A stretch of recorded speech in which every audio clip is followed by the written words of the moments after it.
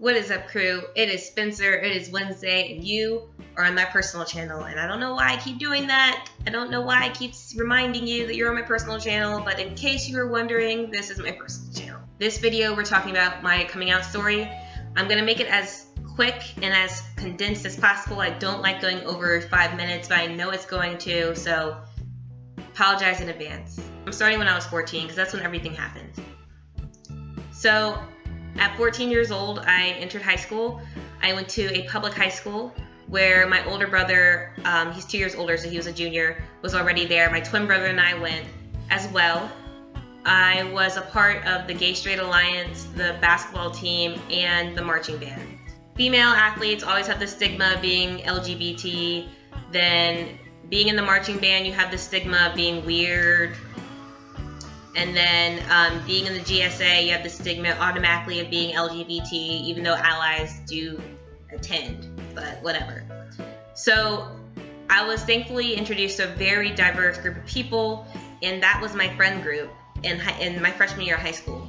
Now my twin brother and my older brother are a different story. My older brother was the star athlete of our team, of our basketball team, and he was 6'7" and like just crazy good at everything, and so he was a part of the in crowd, the popular kids, and my twin brother was following in his footsteps at 6'5" and just crazy good at everything. And I was a part of that crowd too, simply by association, but the group of people I hung out was so different from them. It was just like night and day. So sophomore year came to be. Though I was introduced to all these great diverse group of people, basketball was my love, and the basketball team was strangely straight. And it wasn't because there weren't LGBT people on the team, it was because our basketball coach was insanely Christian, like just crazy Christian. And even though she never made a statement towards LGBT people, it's kind of like, do you really want to risk PT playing time, you know, by having her have her personal opinion? So nobody talked about it, and everybody was in the closet, and it was really weird and uncomfortable. But anyways, that's what that was like. Sophomore year came around, and as well as being part of all the 3 teams I mentioned before, I also joined the Air Force Junior ROTC program at my school.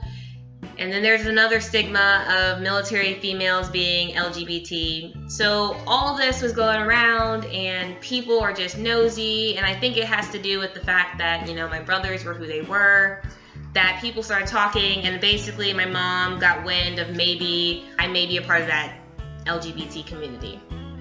And my mom wasn't having it, so junior year, or into sophomore year, she transferred me to a small private Christian school. My school was so small. My graduating class was 22, and the entire upper school, so 9th through 12th, was 160. I was the only LGBT kid in the entire history of the school. Like, it's only been in existence when I went there for 3 years. I was the 3rd graduating class, and I would have been the only LGBT kid in the entire existence of the school. I was not ready to take on that responsibility, so I stayed in the closet. I was very conscious of being considered or being viewed as a straight cis female. I had a boyfriend throughout high school. We were on prom king and queen.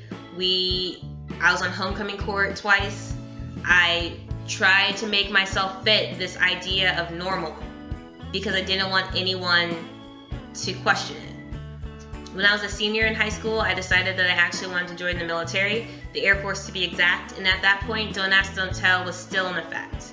So I made it even more of an issue to be considered cis, straight, female. After high school, 2009-2010, I joined the Air Force. I served for a little bit, and then I went to the Air Force Academy, which is in Colorado Springs, Colorado. And though Colorado is a very blue state, the Air Force Academy is excruciatingly red.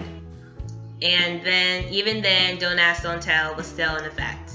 So now I feared getting dishonorably discharged for homosexual acts, which is a thing, which is nuts. But I feared that, so I stayed even deeper in the closet.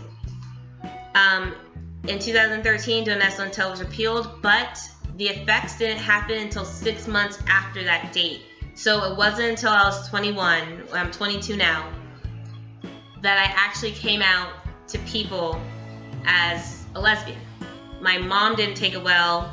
My brothers didn't really care. My mom didn't take it well. Other people didn't take it well, but life goes on.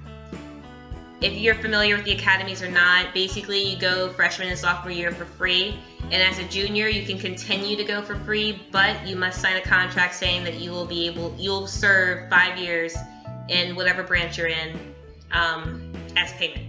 So my sophomore year, at the end of my sophomore year, I didn't sign a contract. I left and I went to a liberal arts school here in Atlanta, which was the best thing I've ever done, simply because that was when I met my first trans person and was introduced into the trans community. I cannot tell you how big of a deal that was for me. It kind of felt like a weight has been lifted off my shoulders, like I could finally exhale for the first time since I was 15. And that's simply because I was at a school that didn't like me or didn't accept me for religious reasons. Then I was in a profession that didn't accept me for barbaric reasons. And now finally I was at a point where I could be me and not fear getting kicked out or dishonorably discharged or what have you. So I enjoyed it, and that was when I was able to actually come to terms with my gender expression and that I was trans. I came out to select family members January 2015 as trans, and as you know, I hormonally transitioned the 21st of March 2015. My brother accepts me because he's phenomenal. My dad accepts me because he's phenomenal. Everybody else, I think, is still in shock. I say that because I didn't give my parents really any easing in process, any time at all. They honestly had no idea, and it's simply because I tried so hard to keep that part of my life secret because of fear of repercussions. I'm glad that I came out at a time when I was like financially stable and independent to support myself, because at this point my mom does not want me around, which is okay. I have full faith that she will come around eventually, but you have to understand, I told her I was a lesbian, and then 6 months later I told her I was trans. So I kind of understand where she's coming from, and I have faith that in the future she'll be able to accept me, so, you know, that's fine. It's going to be really weird though, because I haven't seen her since February, and no, my older brother's birthday, so I haven't seen her since March, and I'm gonna see her for my birthday, which is May 12th, so I'm gonna be almost 2 months on T. And though my voice isn't extremely like deep and my face hasn't like drastically changed, I don't have facial hair or anything, there's still differences that people still notice. So I don't know if that's gonna be positive or negative, so it's bound to be a very interesting birthday. But that's my coming out story. Leave in the comments below how you guys came out, or what your story was about, or if this helped at all. I did get asked a lot about it, so there you go. I don't really talk much about my family, just for personal choice, so this is probably all I'm going to really explain about them. They're decent people though, I promise. If you want to hear more about my military experience, you know, leave it in the comments below. I don't know if that's really important to you guys. I don't know if any of you guys are considering military stuff, but Air Force. It's Wednesday, it's Spencer. Until next time.